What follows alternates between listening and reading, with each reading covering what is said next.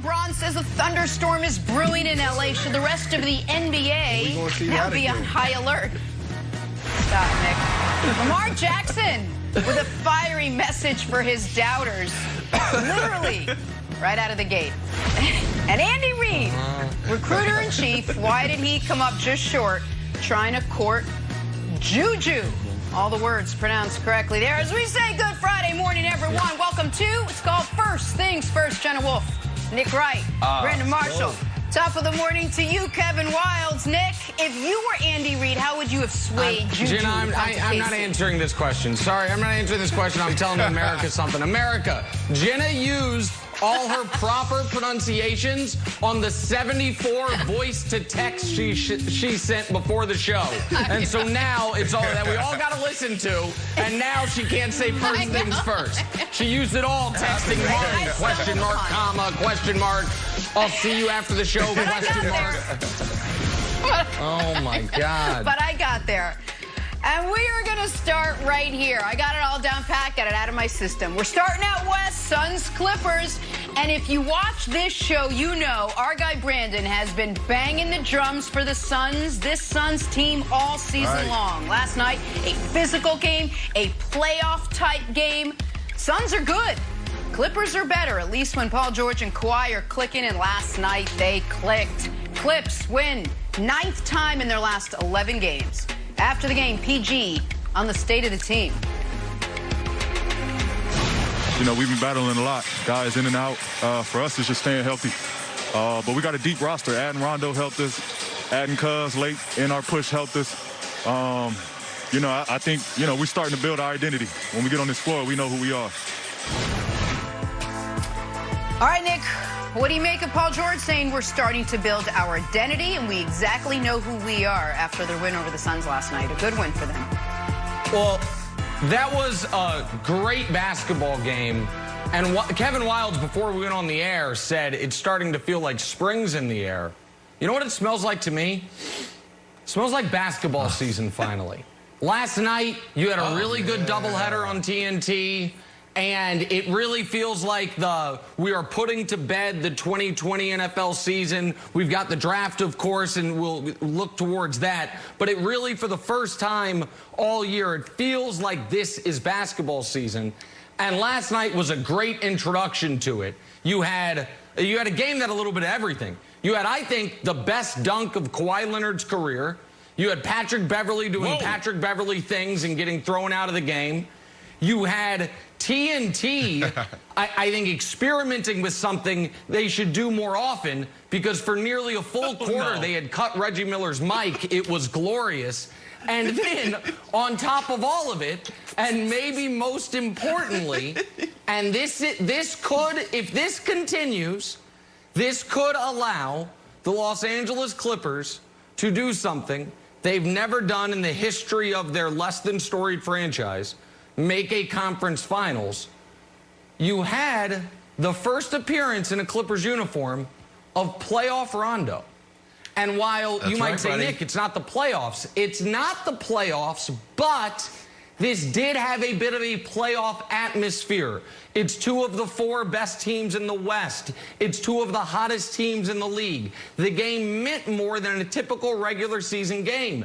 And while I've been skeptical that Rondo's going to be able to activate some superpower like he did in the postseason last year to go from being a bad regular season player to an excellent addition in the postseason, last night made the case, no, he actually can do that. Because last night it was a big game, they needed him, and he was excellent. So if you're a Clippers fan, and I know, Jenna, you said Brandon's been big on the Suns, and that's true, but the Suns are his side piece. His main is the Clippers, other than the Nets, of course. I guess Brandon's juggling a bunch of them. But in the Western Conference, his main is the Clippers. They're exactly right.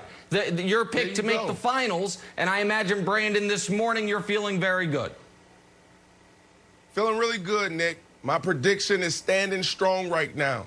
The Nets to come out the East, and we got the Clippers to come out the West. So feel really good there. Look, they beat the hottest team in the NBA right now. Well, the second hottest team in the NBA right now, and that's the Suns. Okay? They're second behind, yes, the Nets. The Nets, since February 10th, they won more games than anybody.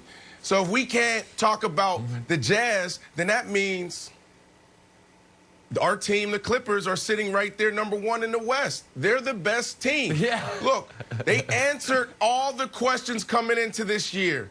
Chemistry issues, check. Look, are we hearing anything come out of this locker room? No, we're not. We're talking about load management. Check. These guys are playing night in and night out, barring any injury. You heard PG talk about it. Leadership, check. Kawhi Leonard is doing some cool things when it comes to leadership, saying some things, holding guys accountable. PG is actually being a really good leader. You add Rondo in there, and then Coach Lou, who's been phenomenal. Check. So when you look at this team and how they're made up, they're in prime position to go get it done. On the offensive end, they're really good. They're the #2 offense in the NBA. On the defensive side, they're sitting at 10. There's one of 4 teams that is doing that. So I don't see why this team should struggle down the stretch. Okay. You know what I don't understand, Brandon? I don't see why Nick continues not to believe in playoff Rondo. It's like a Christmas movie with the little boys like, I don't believe in Santa. And then every Christmas, a wonderful gift shows up. He's like, I do believe. And last year believed, and you should believe now. The guy was great on the floor. Not only was he putting up shots, has assists, he was plus 24. He was also doing those little leadership things that we always hear about. We saw a great example. I want to throw it to some post-game sound from Rondo. Take a listen. Hey, Rajon. There was a play in the fourth quarter, I believe, where it looked like you called out Phoenix's elbow series as they were walking up the floor, and then you guys blew up the whole set. If you can, what was it that you saw that essentially tipped you off to it? I mean, well, they yelled it. #3 on the other team yelled it out quickly and loud, and I just kind of reverted back to my teammates. It's the same play they ran the night before against Utah. Here's the play. Bring the ball up. Oh, Ronald's like, I know this play, guys. Hey, everybody, adjust to this. We're going to end up getting a turnover. Nick, these are the little things that don't show up on the stat sheet. This didn't count as a turnover, for Rondo, didn't count as a steal, but it might as well have. So it's not only his production, it's just the overall leadership that Rondo has that makes this Clippers team scary. Listen, if he's going to be able to do this postseason what he did last postseason, if he's going to be able to do this postseason anything close to what he did last night, then the Clippers absolutely, unequivocally, without a doubt, can make the Western Conference Finals. And that would be the pinnacle of their franchise's achievement, and it would be a great season for them, all things considered. I don't think they can go further, but that to me is the question mark with Rondo. What version are you going to get? But I hope we have time. Can we show the Kawhi quote from 3 weeks ago? Because I think it's instructive. Kawhi, March 15th, very concerned. If we want to have a chance at anything, you got to be consistent. That's what the great teams do. They're consistent. They have their nights, the energy's not there, but it's all about consistency. And he goes on from there. Since then, they've won 10 of 13, including wins over Dallas, Philly, Milwaukee, Portland, and Phoenix last night. They are also, Brandon, very well positioned. Because I don't know if you've looked at their next 10, but their next 10 includes 2 against Detroit, 2 against Houston. They have Indiana, they have Minnesota, they have New Orleans. They got through the tougher part of their schedule, in this month stretch of time, and now it's about to soften up. So they're absolutely within reaching distance of the Suns for the 2 seed. And if the Jazz falter, they could, here in a few weeks, be within a game of the 1 seed. So there's no Clippers slander coming from me this morning. They are peaking on both sides of the ball at the right time. I see that. Do I think they can beat the Lakers in a 7-game series? Absolutely not. But they got to get there. Getting there would be an accomplishment for them. And so I thought last night's game was a great, great game for them and an important one, Jenna. Mark it down. No Rondo slander, no Clipper slander. It's Friday. All things are on the table right now. Winners of 9 of 11. Clippers win last night. It's a good game. These 2 teams will match up again in 3 weeks. We got to take a turn and talk some football now. Fox Bet Sportsbook still has the Kansas City Chiefs as Super Bowl favorites. Wait till you hear how Andy Reid has been using that to his offseason advantage. This is good. Stay with us. First things first. Miami Dolphins cornerback Byron Jones had high hopes for Tua Tagovailoa, said we should, quote, expect a big jump from the second-year quarterback. Hey, Brandon, the expectations for Tua in year 2 are blank. Ha! Oh, I got it. Oof. Listen, this is scary. I'm going to go with the word scary because if this dude can make a huge jump, then this team is going to be really good. I believe in Brian Flores. Brian Flores is a top 5 coach. He's sensational. I believe in that defense. We saw them stand up against Patrick Mahomes. They looked like they were really good. It came down to the end, and of course, Patty Mahomes pulled it out. But they showed really well at times last year. So if you insert a Tua that is ascending, this is going to be a scary team, not only in the AFC, but we're talking about, potentially going farther. Tua, the only thing he needs to work on is his timing. That's the only thing off. Like, he has to see these guys open. No, Tua, drop back, know where you're going, be confident, and let it rip. If he can do that, this team's going to go to another level. Well, and a couple things in response to what Brandon said. Yesterday, Brandon said Josh Allen was top 5 quarterback, and I tried to take him to task on it. Today, he said Brian Flores top 5 coach. I totally agree. I 100% agree with Brandon. I think Flores has done a marvelous job down in Miami. The other thing that's interesting for Tua in Miami this year is, remember, they traded from 3 to 12, but then back up to 6. Why did they want to get back up to 6? I think they want to guarantee they can either get him Jamar Chase or Kyle Pitts. Get him an awesome #1 weapon to help further his growth. Devontae. My answer, though, the expectation should be to start all 16. They signed Jacoby Brissett. He obviously was in and out of the lineup last year. So from health and performance standards, if Tua can manage to start all 16, then he's on the right track, Wilds. Okay. So just real quick, we're going top 5 coaches. Brandon, is this your list? Bill Belichick, obviously. I don't know what my list are. Pete Carroll, I don't know if you're on the out to him. Tomlin, Andy Reid, Brian Flores, is that your list? You can say that. That's my list. List is there unfair. You go. That's my list. No, it's fair. That's my list. Top 5. It's okay. Moving forward. We'll take it. I wrote written in pencil. Written in pencil. There's 16 games. Tua only started and finished 7 games. So when we go into the sophomore year, it's almost like the second half of your freshman year. I'm rooting for the guy, except when he plays the Patriots, but I don't think Miami is totally sold on him. They keep on a lot of whispers about quarterback, so I think expectations are written in pencil. I think they might be willing to roll the dice again if he doesn't really have a big year. Ooh. Fitzy's not there anymore, so it might be Tua's season to start and finish. We'll see. On to JuJu Smith-Schuster now. The Steelers wide receiver talked about the Chiefs trying to court him in free agency. JuJu said Andy Reid was, quote, sending me Lombardi pictures, like, constantly. He's such a flirt, Andy Reid.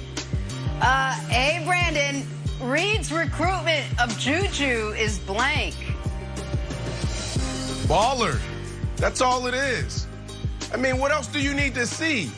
Got all the jewelry over here, baby. So those pictures, I love it. Other coaches, man, it can't be because they're not as great as Andy Reid, and they don't have Patrick Mahomes, and they don't have the magic. But they need to take note, man. That's how you recruit a guy. I feel like JuJu may have made the wrong decision, Nick. Like, what you going back to that? We talk about noodle arm. Big Ben. Bro, you have Patrick Mahomes, you have Andy Reid over there. You could have went over there and potentially caught 80 balls, won a Super Bowl, and been in prime position to really cash out for the next contract. So this is baller to me. Yeah, I actually think this is a little overstated. I would like to see the text history. I'm going to set the over-under on photos of the Lombardi Trophy. Andy actually sent JuJu. I'm going to set the over-under, Jenna, at 1.5, and I'm going to take the under. Totally agree. I think he sent him 1 picture of a Lombardi Trophy, and JuJu's out here doing what he does best, which is doing too much. So I just think it's slightly overstated by TikTok superstar JuJu Smith-Schuster. And by the way, it has taken 3.5 years, but I have finally delivered a take that Jenna Wolfe 100% co-signs. Who knew it would be this one? But Jenna Wolfe finally on my side on a take. Took a while, Wilds, but we got there. Nick. my take. Yeah, I mean, I think this is a serious story, and my answer was bewildering. I don't know if the league office should look into this, but the fact that Andy Reid is trying to get JuJu to go to the Tampa Bay Bucks, current owners of the Lombardi Trophy, I think it's something that it's unprecedented that the coach from one team is recruiting a player to go to another team, because certainly the Lombardi Trophy is not Andy Reid's to sort of text out. That belongs to the Bucks. So, Nick, I think it's something the league office should look into. I don't know if Andy Reid's going to be your coach next year. Probably have some discipline come down. I like Wildes embracing his Bucks fandom. All year he tried to be like, oh, I don't root for Tampa. Oh, no, I don't care. I'm a Patriot. And now he's just fully embracing it. They win one Super Bowl and he's fully embracing his Bucks fandom. It's embarrassing. Wildes, it's embarrassing. Embarrassing. We're all going to embrace our Mets fandom right now. You guys catch this yesterday. Crazy finish in the Marlins-Mets game. Michael Conforto leaning his elbow into the pitch, which was a strike, by the way, called a walk-off hit by pitch, and the Mets won. The home plate umpire admitting to blowing the call later. This is so on brand for the Mets. They'll take it, too. They all ran onto the field. They're like, quick, celebrate quickly. Brandon, Conforto leaning into a hit by pitch for a walk-off win was blank. Just sports. There's a line in sports. On one side it's good, one side is bad. You got some guys, some teams, some coaches, some fans that live on the good side. They're always going to do the right thing. And then you got some guys, some teams, some coaches, some fans, some organization that's going to live on this side, the bad side. And then some people teeter-tot. They go back and forth. Look, this is clean as far as when you look at the rule book. He was supposed to get out the way or try to get out the way. It should have been a strike, but this is sports. We see this all the time. Some guys in football, they call for flags and, they really try to massage the refs. And then you got guys in basketball that tries to flop or flops all the time. So that's what I'm going to go with. It's just sports. This is routine. This is what we always see. Yeah, and by the way, the Marlins should have obviously immediately filed a protest, and they actually might have won it. They might have had to resume this game later in the season or today, where it was bases loaded, 1 out. But my answer is this is a preamble, because we know a lot about baseball's unwritten rules. Can't stare down a home run. Pitchers can celebrate strikeouts, but hitters cannot celebrate big hits. We know all these stupid don't run to first base even when you don't need to, all these stupid unwritten rules. Here's another one. You do this, one of your teammates is getting hit in the ribs with a 98-mile-an-hour fastball, and everyone is going to be okay with it. So this is a preamble to what's coming today. Today there is going to be, I would bet, at least 2 bench-clearing incidents between these two teams, and everyone's just going to say, well, that's what happens. Michael Conforto put his elbow out over the plate, and that's what happens. So it's a preamble to what's coming today. Oh, see, I disagree. I would go the other way, Nick. If that was the plan, if I was the leadoff hitter for the Mets, I'd lean right in again and get hit. Like, oh, you try to hit me? I'm trying to get hit. It's like when you don't take an umbrella out into the rain, so I want to get wet. Can't get me. Okay, I'm going to say karmic, because don't forget, Conforto had a ball bounce between his legs earlier this week. One of the weirdest plays. So it's not like the guy can't dodge a pitch. He should have gotten hit by that. The baseball god said, you know what? We owe you one. Why don't you lean in and win the game? But before we go, Brandon, I still want to know, if this was you, if you were up at bat and you saw a chance to win the game by leaning in, would you do it? No, I wouldn't do it. I'm on the other side of the line. I'm on the good side. I'm going to stay on the good side. Not winning? Oh, the good side. Get out of here. I'm going to stay on the good side. Also, by the way, I think there is something, and by the way, the game between these two teams tomorrow, not today, my mistake. But I think there is something to be said for leaning into it to help your team out if you're not wearing the body armor. You wear the body armor and you remove all the risk to yourself. So I feel like it's kind of having it both ways. Like he's getting the benefit of the hit by the pitch without any of the downside, which is, damn, that hurts. So I'm not a huge fan of this, but somebody's going to get drilled because of it. Take body armor out. Barry Bonds. It's a 15-year-old argument, but I like it. It's all that matters to our producer, Sam. Mets got the win. Got to get back to hoops. LeBron issued a weather warning to the rest of the NBA yesterday. Break down what it all means next. First things first. Back here with Chris Broussard talking hoops now. So Draymond Green joined Kevin Durant's podcast. Talked about the Warriors both pushing back on that reported rumor that Dre called KD crying from the parking lot after Game 7 of the 2016 Finals. We've all heard the rumors trying to court him to come to Golden State. Take a listen to this. It was this whole narrative of like, you call Kevin crying from the parking lot. I'm like, yo, this can be like, y'all added a theatrical sense to make this a movie. Like, you know, you gotta make for TV. You gotta add on a little. So like people just started pouring on, bro. But I wasn't about to come out and fight it. Like at the end of the day, it was just however y'all think Kevin got here. That's what your mind roll with that. Go with it. That's what helps you out. Go with it. And also, this for OKC fans. They thought me and Dre was hanging out, literally like chilling with each other during the conference finals. And when I heard that, I was like, man, what the? Who do y'all think I am? Who do you think Draymond would hang out with me during the conference finals, like over my house? Like, come on, stop the bullshit. Exactly. Chris Broussard, you appear highly entertained by this exchange. What was your reaction to it? Look, I'm glad to see these guys. I mean, we know they had reconciled before this, but it's good to see them seemingly back on old-time terms as good friends after what happened a few years ago in Golden State. But I still wanted more clarity. Like, this is great. This is the benefit of athlete podcasts. As Brandon knows, they're more comfortable with one another. They're more natural, so you get stuff like this. However, sometimes you don't get a real reporter pushing for, okay, let me get a little more clarity. Like, Draymond never fully denied that he cried. And a lot of guys, if you telling me I was crying and I had, you know, I was begging this dude to come play with us, if that's not true, I'm kind of coming out and be like, look, I love KD. That dude's great. We needed him, but I wasn't crying. Let's get it straight. I'm doing that like the next day. All right, so I wanted somebody to say, so were you crying or not? I wanted somebody to say to KD, is that when you decided? So you decided at that moment you're going to Golden State? Okay, so why go through the shenanigans of meeting with the Clippers and OKC and other teams that you talked to? Boston. What did you factor in losing to that? That's the team you just lost to. What would that look like? Did you think about going, you know, how that would look? So I wanted a little more, a fuller story that I think a reporter could have given you. But it was good to hear. It was nice. 60-minute sports. It was entertaining. I love this so much. How long were they on the podcast? An hour?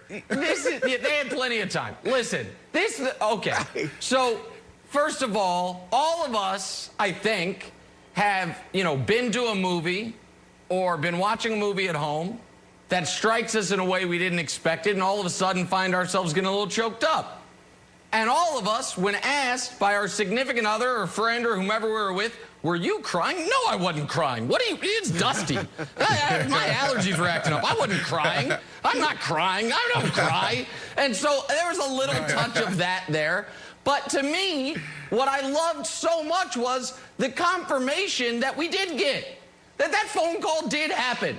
That right after, within minutes of LeBron James snatching that perfect season from the Golden State Warriors, Draymond ran to his car and called KD. Neither one of them denied that the call happened.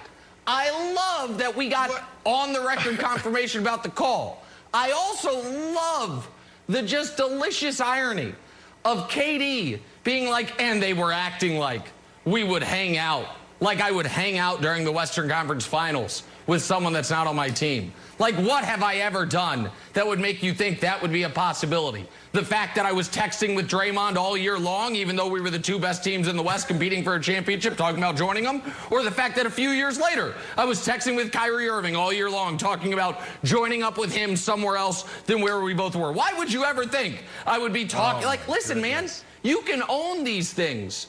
Like, LeBron and Wade and Bosh, we all know that they had talked about getting together a long time before they got together, and they don't run from it. But Brandon, whether Draymond actually had tears in his eyes streaming down his face or was ugly crying, I don't know. But the fact that in his car from the finals, he called KD to come save him from the GOAT is one of my favorite stories of all time, and it will remain so. See, this conversation just went all the way left for me. I thought I was just going to come up here and just talk about, look, this is players taking you behind the scenes on what they see. Like, the media is powerful. The media controls the narrative. So we're talking about two guys talking about one thing, crying in the parking lot. And then, Chris, you turn this into a whole 60-minute sports deal. You turn this into Bryant Gumbel, HBO. Yeah, but you want him to ask 20 questions. Is KD supposed to be Oprah? What do you expect? And then, Nick, you come up here and you turn this all the way into LeBron James. This is two players talking about LeBron. Draymond cried in the car. But yeah, I mean, he won, he beat him. But come on, man. I love this because sometimes when we watch TV, we don't get the real story. And then players sit back, and you might be sitting in the cold tub. You may be sitting in the athletic training room getting your ankle worked on. And then you see ESPN, you see FS1, you see Nick Wright, you see Chris sitting up there talking. It's like, well, they kind of got the story right, but not really. So I love seeing this because it's the player controlling the narrative and taking away from the media. But then, we get on this show today, Wilds, and then Chris Bouchard talks about 60-minute sports, and then you got Nick talking about LeBron James and all these other things. Okay. The call happened. The call was reported. Draymond told Zach Lowe that he made a call to Bob Myers, and then he called KD. I think we're talking about the crying. I'm pro-crying. I like Adam Morrison crying after a loss. Nick seems to be anti-crying. He wants to be a tough guy, even though I don't know why. So it feels like Draymond feels like it's a shot at him that he was devastated by the loss. Broussard, I'm not anti-Draymond crying. I like the story more. I also picture that it's raining and he's near his car and it's a little bit more like Notebook style, like Rachel McAdams, like he's crying and it's raining, and then he calls Kevin Durant. Do you like the story more of him crying or not crying? No, look, Wilds, I'm with you. I mean, when I was 7 years old and we lost the T-ball championship in Cincinnati, Ohio, I cried. I mean, so it happens, man. It happens to the best of us. So I'm not down on Dre crying. It's all good. Sorry, all right, we're gonna let's leave those tears here. So funny on this stuff. Sorry, Jenna, go ahead. We got to talk about a couple of superstars on the sideline right now. LeBron James, recovering from that high ankle sprain, posted this picture in very tight shorts with AD captioned, "A thunderstorm is coming." Meanwhile, out east, James Harden, nursing a strained hamstring, posting some pics of his own with KD and Kyrie, said, quote, "Sky's the limit if we play it right." Broussard, two injured players, two different messages. Whose IG post do you take more seriously? Look, I love LeBron's post. I thought it was great. We know he's a bad boy, and if a thunderstorm is coming, get ready. Here's the problem, though. It's going to take a tornado to beat Brooklyn.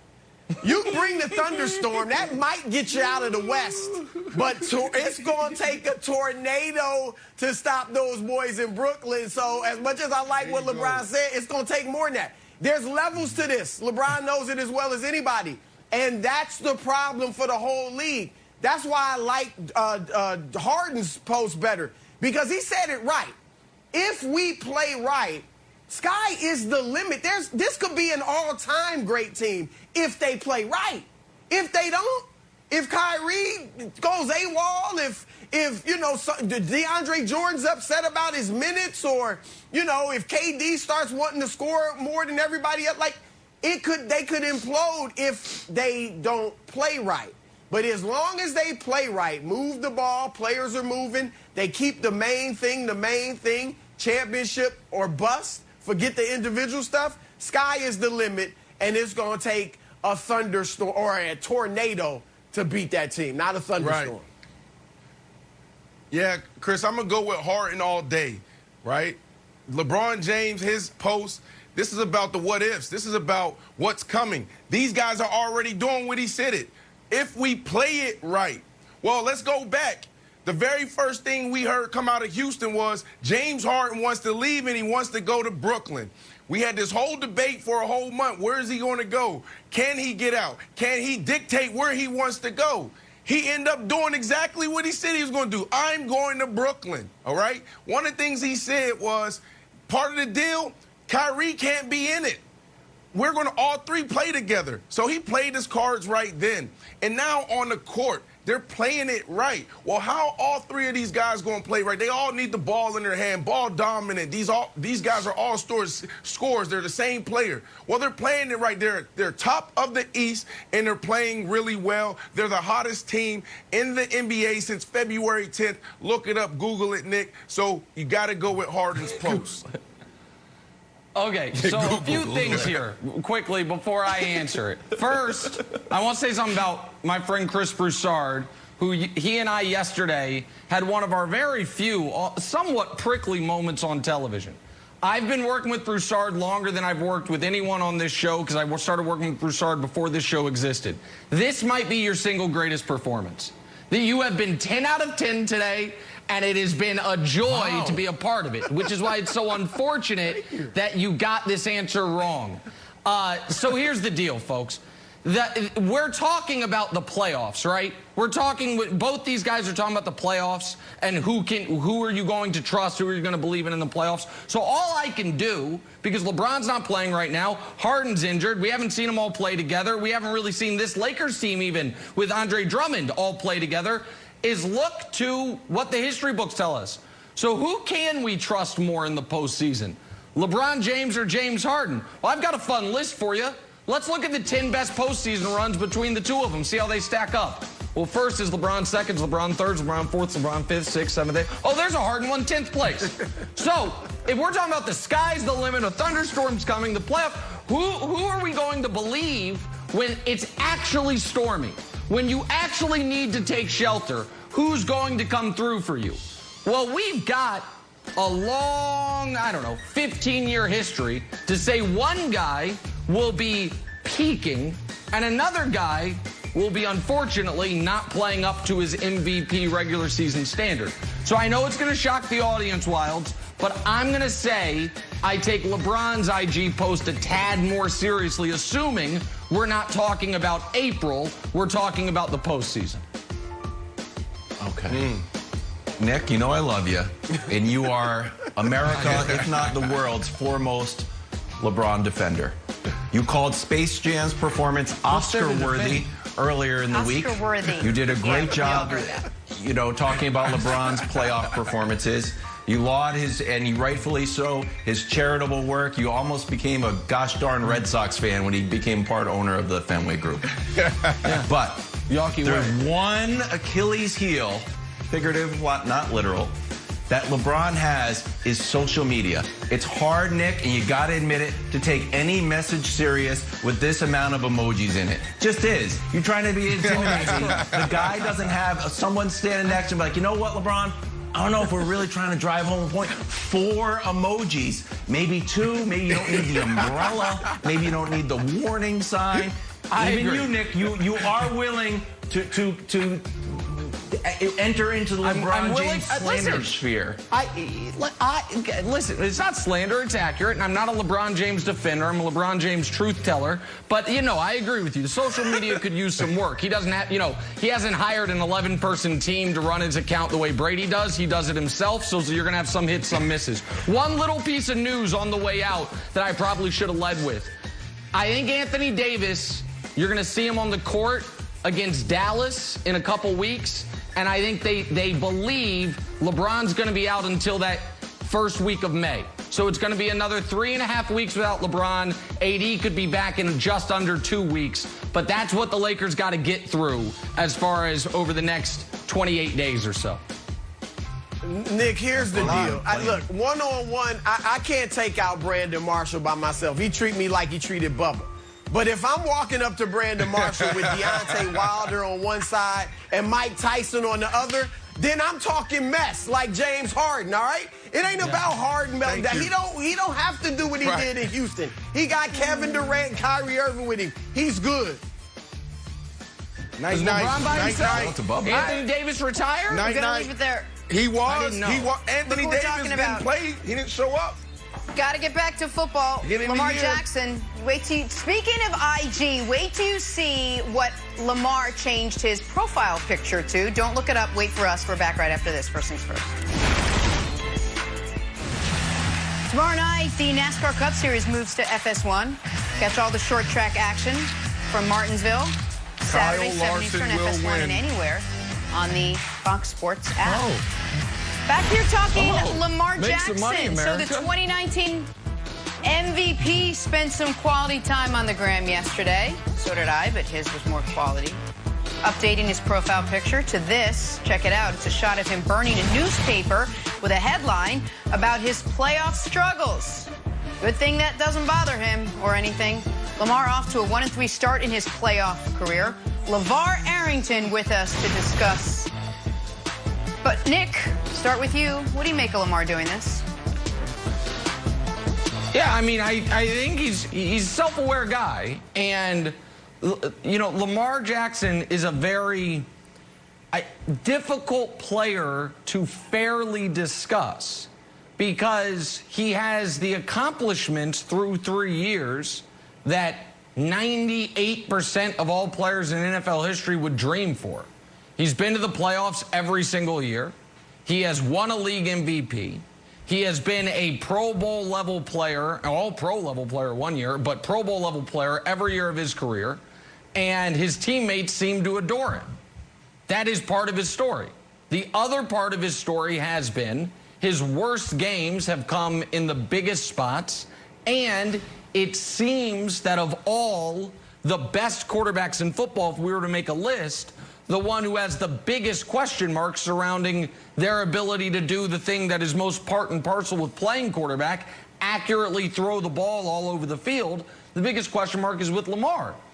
And so LeVar, I think he acknowledges that. I think he doesn't want, he's not stubborn. It's not that he's saying, I want to stay exactly the way I am. I don't need to get better. I won MVP, unanimous MVP in year 2. But I also think he's aware of it. And I think he got something of the monkey off his back with the playoff victory last year. But then when round 2 went the way it did, it kind of, you know, it's not all fully back on there, but it's taken up a little residency. So I think he knows he has to take a leap this year, and I think this is him signaling that to the world.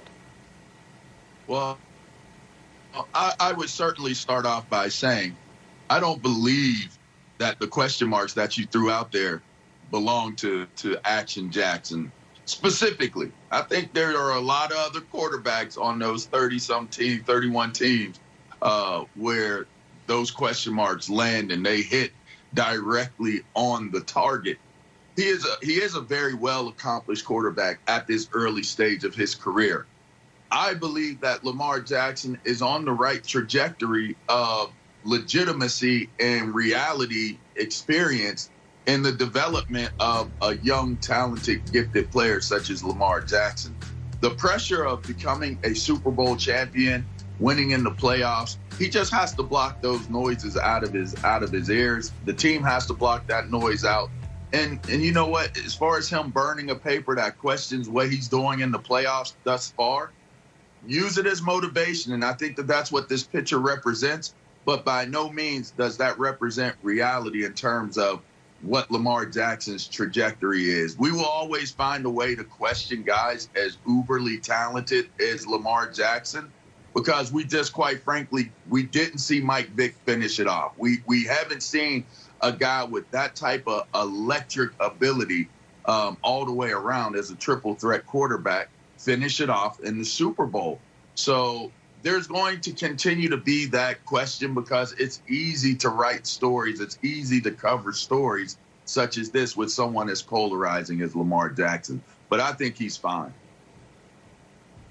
Yeah, so much to this story. I mean, we can talk about this for an entire hour, this topic. There's so much to it. It's complex. This is Lamar Jackson showing us that the great players, super successful people, they listen, they care. And those things that we say, the critiques that we hear is used for fuel. That's exactly what it is. But there's more to it because Lamar Jackson isn't the only one on that team. So when you think about, playoff success, well, hell, Tom Brady threw 3 interceptions in the NFC Championship game last year and still won. But if they lost, we would have been talking about Tom Brady being done and it's time to move on. So there's so much to the story when we talk about X's and O's in football and in between the line. And then also when you think about Lamar Jackson burning this paper, well, he's young. Michael Jordan, I heard you talking about this yesterday, Nick. Like, how long did it take Michael Jordan to finally get it done? We're talking about players in the early stages of their career, like in a vacuum, black and white. Lamar Jackson, 0-2, the first 2 playoff appearances. Then he goes and plays Tennessee last year. He's down 10 in the first quarter, falls down. Then he comes back with this electric run, 48 yards. It was amazing, and then they come back. And then everybody's like, whoa, great. Now he got that monkey off his back. So Lamar Jackson is hearing this. This is what the great players do. They take it, they use it as fuel, but it's certainly a complex conversation. There's more to it. Well, and the other layer of complexity is something that I thought JuJu Smith-Schuster did a podcast with Michael Irvin, and his comments about Andy Reid got all the headlines. But this was the most interesting passage because the Baltimore went after JuJu as well. And I want to read you this JuJu quote. I'm curious to see how they, meaning Baltimore, are going to be this year having Sammy Watkins and how they're going to use him and throwing the ball and stuff like that. Lamar's a heavy run offense with the backs that he has. Just point being facts, his #1 target was Mark Andrews, who's a tight end, which echoes the points Brandon's been making for the better part of a year that Greg Roman's system has to evolve. And Wilds, I do wonder, because we heard, I don't know if it was Eric DeCosta or Jim Harbaugh at the beginning of free agency, someone in their front office say, I'm not worried about recruiting. We don't need to recruit guys here, but they do. Yeah. Like there is, I think that he is going to have, they're going to have some trouble attracting elite wide receiver talent if that is what the narrative on their team and their offense is. That wasn't a shot at Lamar. It was seemingly a shot at how they run their offense, which I think is going to become somewhat of a self-fulfilling prophecy, Wilds. Like they're tough to get receivers there, so they run the ball more, and then they run the ball more, it's tough to get receivers, right? I've got an idea. Look at this. I just wrote this up, not Photoshop. It says Ravens have highest run rate. There we go. Highest run rate. So, Lamar, you can draw this up in your own handwriting. Boom, IG, torch it. Oh, hey, guys, we're not going to run the ball that much. Wide receivers come my way. Because LeVar, I think the issue is this. I know I like quarterback wins because I'm a little bit Neanderthalic like that. When I watch the NFL, I'm like, this guy wins, this guy doesn't. But I think the biggest question is this around Lamar. Are the Ravens running because that's the best way that they can achieve success and play to Lamar's strengths? Or are they running the ball a lot because they don't trust Lamar to throw the ball all over the field? So it feels like in order for him to reach his true ceiling of his potential, they've got to add some weapons and let him turn it loose. That's my take. Is that how you view it as well? Well, we're talking about a culture and identity change if that were to happen.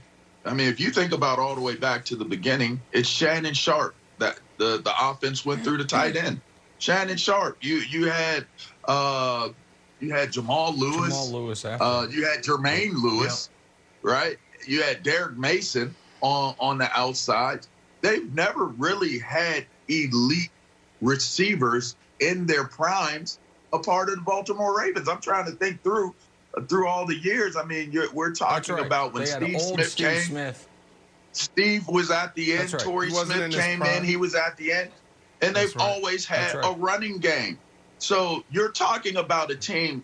We're touching on the identity and the culture of an organization. So as Brandon talks about the complexities that surround what Lamar is doing in this post, there you go. You guys talking about the running game and JuJu saying that they're too run heavy. They're run heavy in Pittsburgh. They do develop receivers in Pittsburgh. They've been known to develop receivers in Pittsburgh. And just like in Baltimore, because in a lot of ways, these two teams are mirror images of themselves. They run the ball. They get a good quarterback that can throw the ball. That's generally a pocket passing quarterback or a runner. You got Cordell Stewart. Don't forget about that. You had a runner in Pittsburgh. You had Mike Vick in Pittsburgh. They use these types of quarterbacks. They use these types of offenses, and they use these types of schemes. Play defense, run the ball. The run will open up the passing game for the quarterback and for the receivers. And it's going to start with the tight end because we want to bring the defenses down into the box to play the run, to play against a tight end.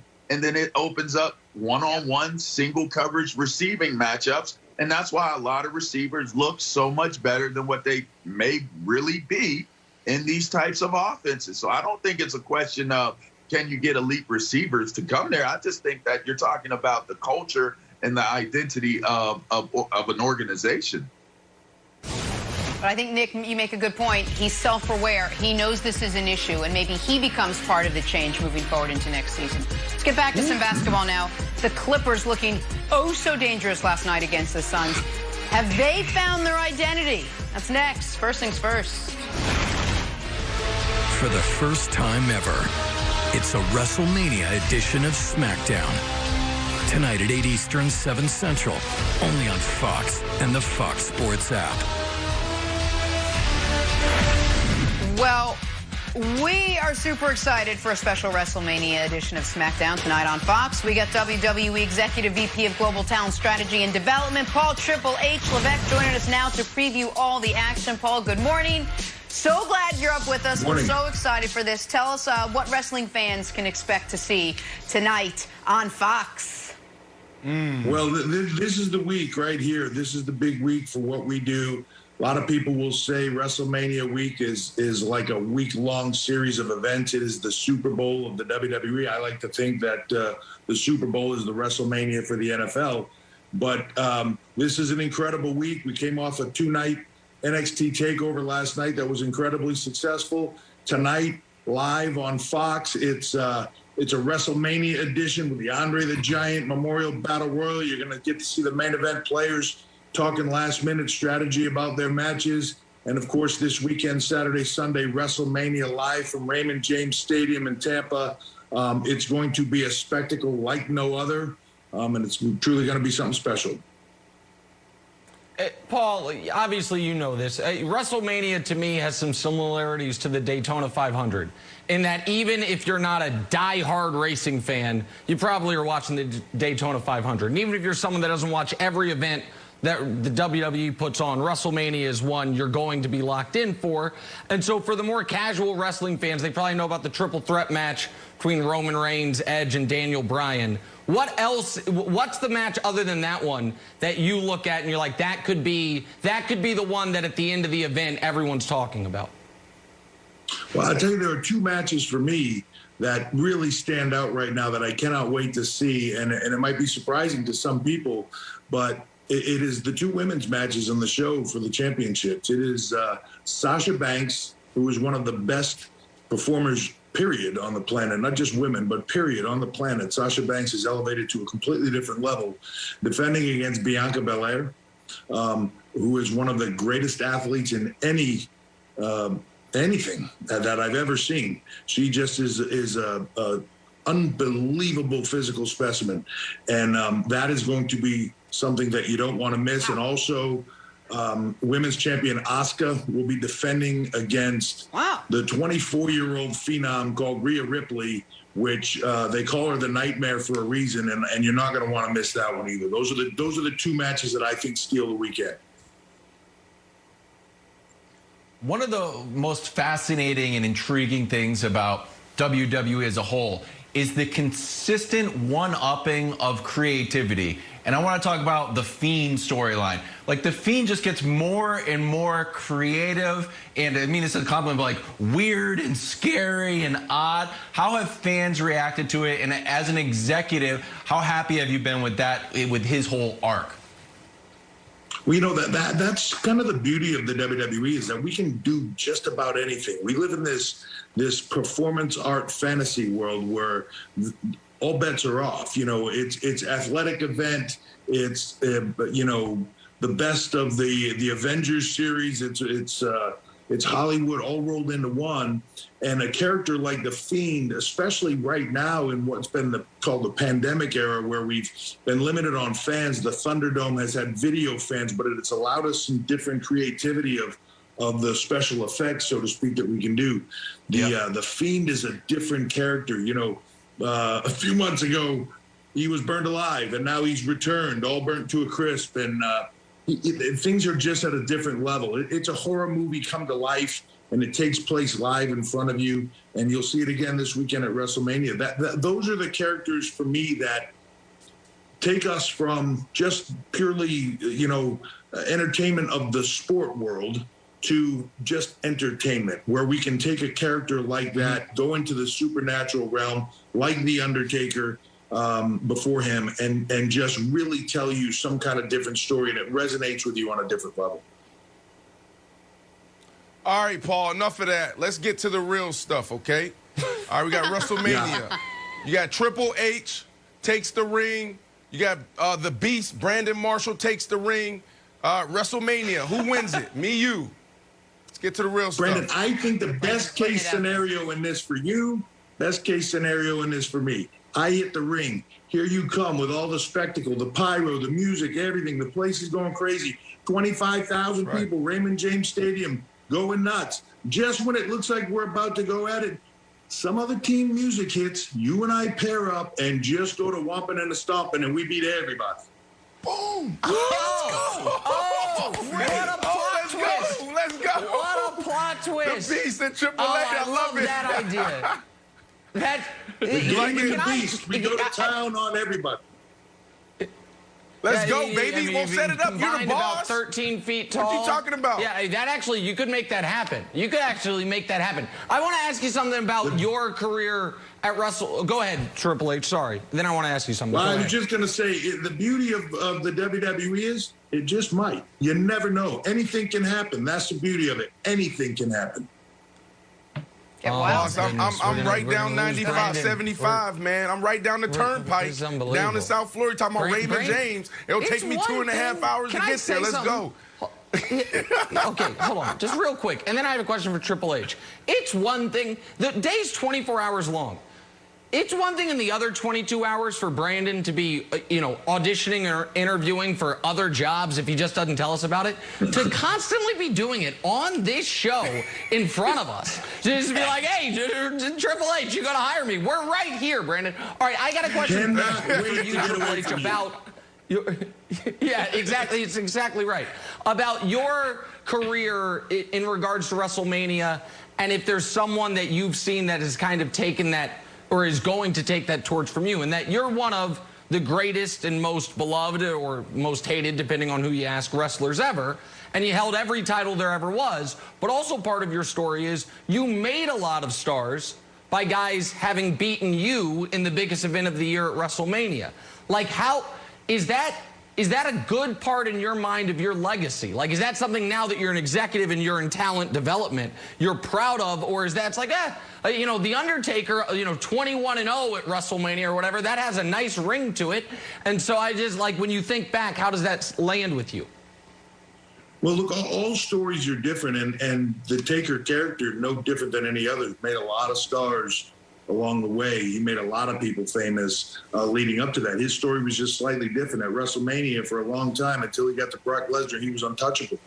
For me, the storyline was a little bit different. For me, the storyline was always a very dominant character that when it got to the big show, when it got to the big dance, and I put you, or we, the WWE, put you onto that main event pedestal, I would get you to deliver and bring out the best in you. And I can look, it's one of the things I'm very proud of. I can look across, the ring at WrestleMania with that sign in the background and thousands and tens of thousands of people at stadiums. And I can look across the ring at the moment that Batista became a star, the moment that Randy Orton became a bigger star, John Cena, Roman Reigns, Seth Rollins, even had moments of her first match with Ronda Rousey, and so many moments that just took people to different levels. I'm very proud of that, and I think it's that's really what we do: is you make yourself a star, and then you bring other people up around you and get them to that level as well, and that's the art of what we do.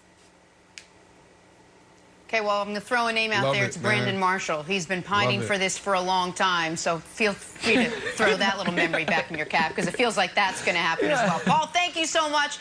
We are looking forward to tonight, WrestleMania 8 Eastern, only on Fox. Thanks for your time. This was great. Thank you. All right, take a turn. Talk some football, guys. JuJu Smith-Schuster was almost a Chief, so how did Andy Reid try to recruit him this offseason? We'll tell you next. First things first. Stay with us, Brandon. Just a little. We welcome LeVar Arrington back into our fun little conversation here. Let's talk some Chiefs. So they made a run at JuJu Smith-Schuster in free agency before he re-signed in Pittsburgh. How did he do it, you asked? Was it with a big presentation and an overhead projector? Nope. JuJu said Andy Reid constantly sent him pictures of the Lombardi Trophy. That's how. So, LeVar, what'd you make of Reid's recruitment strategy with JuJu? I'm from Pittsburgh. So to hear that was what Coach Andy Reid did, he spent way too much time in Pennsylvania on the losing side of the state, on the eastern side, not the west, because the west side is the right side. There's no way that you try to recruit a man away from a play. He's probably so inundated with Lombardi trophies. He sees so many Lombardi trophies. He sees so many great players from the history of that organization every single day. Come on, Andy. Use your imagination a little bit better than that. Don't be trying to make it personal and take shots at Pittsburgh because you were on the other side of the state. Use a different tactic, because that one clearly isn't going to work with a Steeler player. Oh, I don't know, LeVar. Look, I'm from Pittsburgh, too, and I grew up watching you. You actually grew up with some of my family members on the north side. But you that's okay. But I understand that it's black and yellow is in my blood. We still claim you, but you went away, B-March. Yes, you but didn't it's deal still with in my blood. And here's the deal. We haven't won a Super Bowl in so long. No. We're talking about right now, today. We're not talking about, 10 years ago, 20 years, 30 years ago. We're talking about right now. And right now, the Kansas City Chiefs are the Lamborghini dealership in the NFL. What do I mean by that? Lambo, you don't ever see a Lambo marketing ad. You don't see it. Why? Because they don't have to. They just show you the car. You see the car driving, and you're like, I want that. That's what Kansas City is. So when Coach Andy Reid sends you a picture of the Lombardi Trophy, you go. I feel like he made the wrong decision, Nick, because this team right now is set up for success not only for this year, but probably for the next 10 years. So if the money is similar, then go get you a Lombardi Trophy. That's what we playing the game for, right? So here's the thing, though. I want to ask you a couple questions here, Brandon, because you're playing the game to win, yes, but you're also playing the game to set up your family lifetime, right? And JuJu hasn't ever yet fully cashed in. And the Steelers or the Chiefs, neither were offering him the type of money he was hoping to get this offseason. And while everyone agrees Mahomes is obviously better than Ben Roethlisberger, Do you think there is an argument to be made that because the Steelers throw the ball so much and because the Steelers don't have a Tyreek Hill or a Travis Kelce, that if he needs to have a monster year and then cash in next season, that's the argument to him going back to Pittsburgh? Nobody thinks that it's to win, that he has a better chance of winning a championship there. But to use your Lamborghini analogy, because I know you're a car guy, my guess is at one point in your life, or maybe even right now, you had maybe 4 super nice cars. Well, whichever the fourth one, your fourth favorite is, doesn't get driven that much. It might look great in the driveway, but it doesn't get the miles on it. I think JuJu wants to be the nicest car in a driveway, even if it's not as nice of a driveway as the one up the street. Like, does that as a wide receiver, for a guy who hasn't been paid, does that resonate with you? Because I think that's the choice JuJu made. Yep. Well, 100%. I mean, it reminds me of my time in Chicago. You know, Jay Cutler. I knew I was going to be targeted 170 times a year. That's going to put me in the top 3 in that category every single year. I was going to have 100 catches. But then there comes a time when you have to make a decision on what does the next 5, 10 years look for me. Because in that moment, I decided to go back and chase that 100 catches and chase something with Jay Cutler, and we end up losing. But what did I turn down? I turned down a chance to potentially go to New England Patriots. They were calling.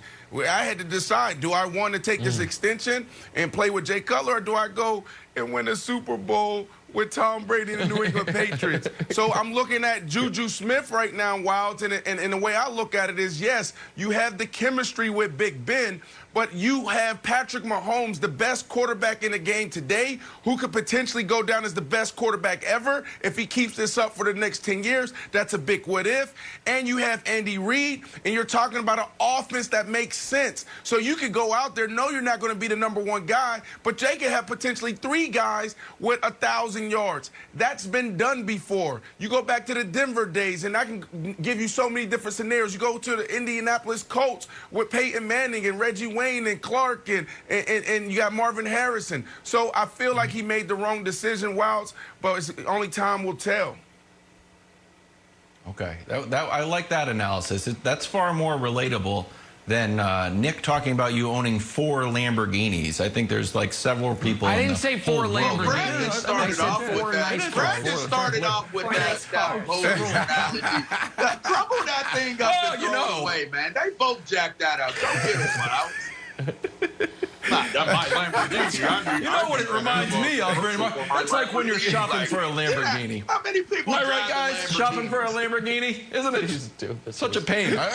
Brandon, I knew what you meant, man. Nick, earlier. Ignore them. I knew what you meant, Brandon. Thank you. Yeah. Go ahead. Earlier, you said that you put the over-under at actually 1.5 pictures, and you're taking the under. That's because Andy Reid only has 1 Lombardi Trophy. Tom Brady currently has it, and thank goodness Bill Belichick didn't recruit him. He'd have to put us on mute. Oh, here's my 2 with the Giants, and here's another one, and another one. And Jude would be like, oh, 2 minutes, Trophy, too much stress. So I like him in Pittsburgh. It's nice. Bill Belichick didn't blow up your text feed with all the pictures of the Lombardi Trophy. It'd be too much. And also, Belichick smartly, Jenna, it seems like he wasn't in the game for JuJu, because even though he knows he needs a wide receiver, he knows JuJu Smith-Schuster is not signing with the Patriots. So he didn't even waste his text. He's 100 texts a month. I remind him that every day. All right, let's move on. Let's head down to Miami. I agree. Let's talk some Tua now. Dolphins Pro Bowl cornerback Byron Jones setting the table for Tua's sophomore season. He said, quote, "We expect a big jump from Tua this season." LeVar, start with you. You also expect a big jump from Tua?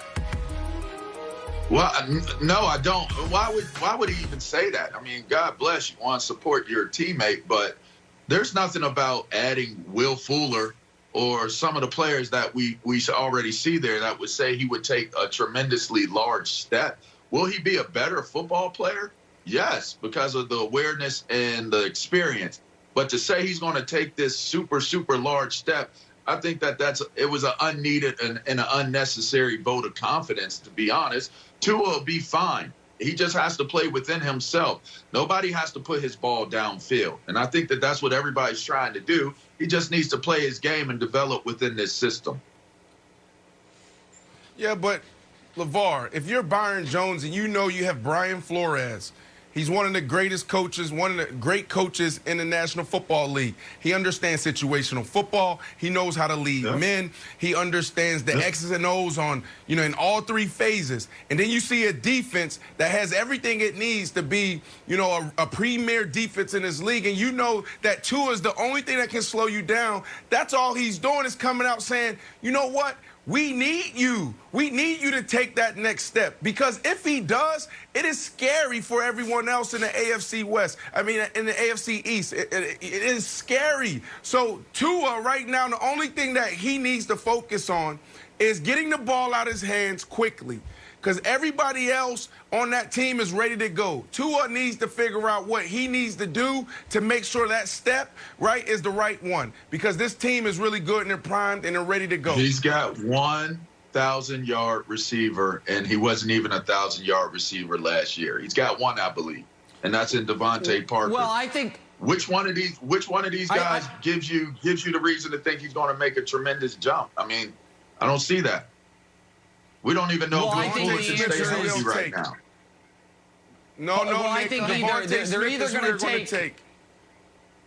Okay, so they're going to have their choice. Here's what they're drafting 6. We know quarterbacks are going 1, 2, 3. I feel very confident an offensive lineman's going 5 to Cincinnati. So you'll see what Atlanta does. But, Kyle Pitts, Devontae Smith, Jamar Chase, 1, 2, or potentially all 3 of those guys are going to be available. And I think that's why Miami, after trading down to 12, traded back up to 6 to make sure they could get a legitimate weapon for Tua. But I do think Tua is in such an odd place where it feels like his stock would be higher right now if he didn't play last year, as we thought he might not. We thought he might redshirt the year after that injury at Alabama. He played, he had some good moments, a lot of not great moments, and now it seems like people are already out on him. So I feel like a big jump for him would be just starting and finishing all 16 games. It would mean he doesn't get hurt, and it would mean at no point does Flores decide Jacoby Brissett, who's this year's Ryan Fitzpatrick for them, gives us a better chance to win. So I know that's not, okay, well, maybe that's not exactly what he meant, but I'm talking about what's realistic for them, and I think that is a realistic goal for Tua this year. I'm with you.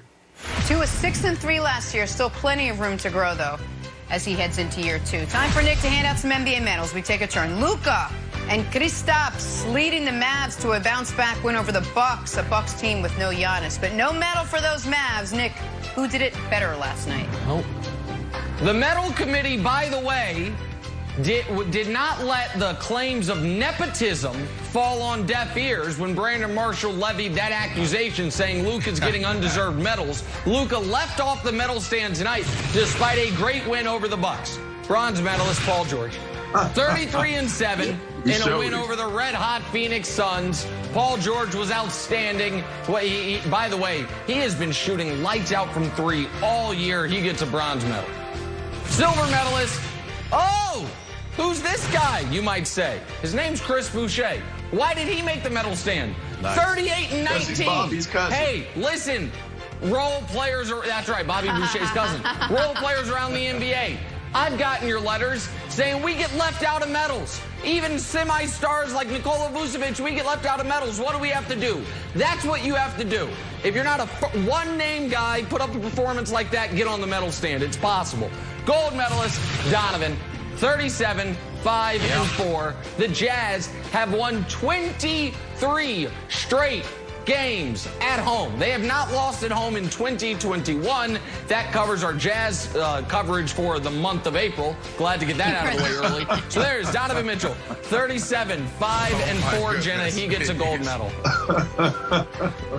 Why are they so disrespected, man? Right. Donovan is a dog. Wilds, who just missed the cut? Oh, Dennis Smith. Oh, no. I don't even know if this was a crossover. De'Aaron Fox drops Dennis Smith. Watch Dennis Smith here.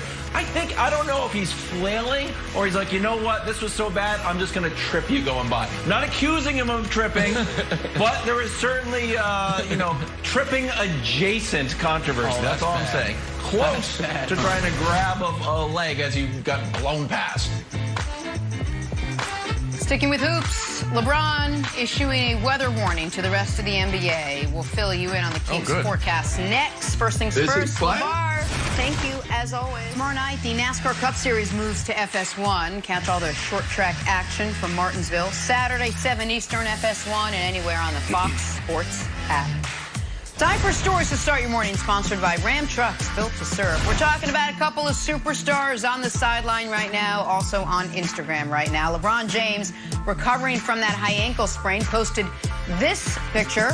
Super tight shorts with AD. Captioned it, "A thunderstorm is coming." Oh, they both look good there. James Harden, nursing that hamstring across the country, posted some pics of his own with KD and Kyrie, and he said, "Sky's the limit if we play it right." So, Nick, you got 2 injured players. You got 2 different messages here. Whose IG post do you take more seriously? Well, I take LeBron's more seriously, even if he needs some help on the post. But listen, I don't know if LeBron in his downtime has time to watch the HBO documentary on QAnon, but maybe don't caption "a storm is coming," even "a thunderstorm is coming." Not exactly ideal timing for that, LeBron. Somebody should get to him on that. But here's the deal. We're talking about these 2 teams right now, about what they're going to be in the postseason, not what they are right now. Because the Nets don't even have Harden right now. The Lakers don't have either of their 2 stars. The only reason that anyone thinks they have any chance, forget winning the title, winning a couple rounds in the postseason. And these are 2 top-heavy teams. You have, both of them have 2, I would argue, top 6 players in the world, and the Nets have an additional top 15 player in Kyrie Irving. And so the reason I take LeBron's more seriously is quite simple. In the postseason, do we know unequivocally LeBron will deliver? Yes, he always has. In the postseason, do we know almost unequivocally Anthony Davis will deliver? Well, he's never had a bad playoff series in his career. Now, he's only played in 7 of them, but he's 7 for 7 on good playoff series. On the other side of the ledger, do we know unequivocally Kevin Durant will perform? Absolutely, yes, we do. Do we know James Harden will? No. Do we know Kyrie Irving will? No. He's had some really good and some really bad. And so because of that, even though right now the Lakers look to be a mess because their 2 best players, the best and the 4th best player alive, are not currently playing for them, they look bad. I trust that team more, and so I take his IG post more seriously, Brandon, as great as the Nets have looked for the last, really since they got Harden, but certainly for the last couple months. Nicholas James Wright. I freaking love you, man. That's the full name. You're awesome. But I'm not gonna let you put me in a box because we're not talking about the playoffs. Jenna didn't ask about the playoffs. You almost did. Jenna asked about a simple IG post. Which one do you take more seriously? And I am going to take Harden's more serious because it happened. We're talking about reality. LeBron James' post is about the future. Let's go back. What did James Harden say? He talked to the Brodies and he said, if we play it right, this is what he told them, the sky is the limit. So let's go back to the business side of playing it right. The first thing that came out of Houston was, oh, man, there's trouble in Houston. James Harden may want out. And then when he finally spoke, he said, I want to go to Brooklyn. He played his cards right. There were so many different ways. I mean, we got the Sixers stood up, and we had this whole conversation for a month. Can he dictate where he wants to go? Well, he did that, so they played their cards right there. And then on the court, what was the biggest question marks, surrounding this team and these 3 guys? Well, they're 3 ball-dominant guys. James Harden, will he play defense? Who's going to sacrifice? How do you do this? We've never seen a big 3 do it this way because they're all scorers. And now they're sitting at the top of the East. They're playing sensational. They're the hottest team in the NBA right now since February 10th, right before the All-Star break or whatever that was. So I got to go with James Harden and his post-wise because it's the reality. It's what they're doing. We're seeing it right now. Okay, I like Harden's post, but I have to admit that I kind of love LeBron's post just because it has a little more flair to it and emojis. But Nick, I don't know if this was to fire up the Laker fan base, you or the Lakers medical staff. Like, oh boy, medical staff getting fired up. Tape up my ankle and watch out. You got to tape all of Anthony Davis up. I think, Nick, this is the whole storyline is going to be about who can stay healthier. The Nets, Brandon, I want to be with you, but KD does not look 100%, even if he shot 100% from the field. I'm worried about Harden, and I'm still worried about the Lakers. If I had my choice, I would take option C. I would take the field that is healthy. The Jazz are healthy and haven't lost in how long, Nick? 24 straight games at home. You know you got the Joker being the MVP out there. You know you got Giannis. Like, by the way, we're healthy too. Yeah, I sat out a few games with a bum knee, but I'm okay. Embiid, healthy again as well. Feeling good.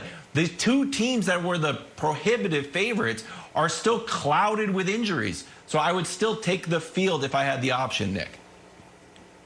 Oh, well, yeah, and you earlier today picked the Clippers to win the West, by the way. That prediction counts. You slipped it in at the end, but I'm going to hold you to that all year long. The Wilds has a lot of pieces out there. Yeah, listen. Yeah. There are more than 50% of NBA championships, Brandon, you can point to a what-if injury on the losing team and say, it could have gone differently. But we can't project or predict injuries. And I think the conversation, and maybe I'm wrong, Brandon, but I think you're going to agree with me here, the conversation that you and I are trying to have is, if both of these teams are fully healthy, who do you trust? If both of these teams, not if somebody's out, not if somebody's missing, you believe that that's the if the Lakers are fully healthy. That's the conversation you're trying to have. We can have that conversation. I was just trying to answer Jenna's question about the IG post. Which one do I take more serious? But if you want to have the conversation about who I trust more, I'm absolutely going to go with the Nets because they have a big three that is doing it at a high level right now. And the Lakers, your boys, have a big two. And when they were both healthy and together, where was AD? Where was AD? Well, and we got it, because AD is going to come back, I think, around April 22nd against the Mavs. We're going to have to revisit the demise of Anthony Davis has been maybe slightly overstated. He wasn't playing at an MVP level, but he was the anchor of the #1 defense in basketball and giving you 23 and 8. It's not like Anthony Davis was playing terribly, and the Lakers were the best team in the league. Nick, it's Friday. I want to drop the mic like this, okay? Your boys are trending in the wrong direction, and my boys are #1 in the East. I'm dropping the mic. Have a good weekend, guys. That's right. All right. Peace. See you, Brandon.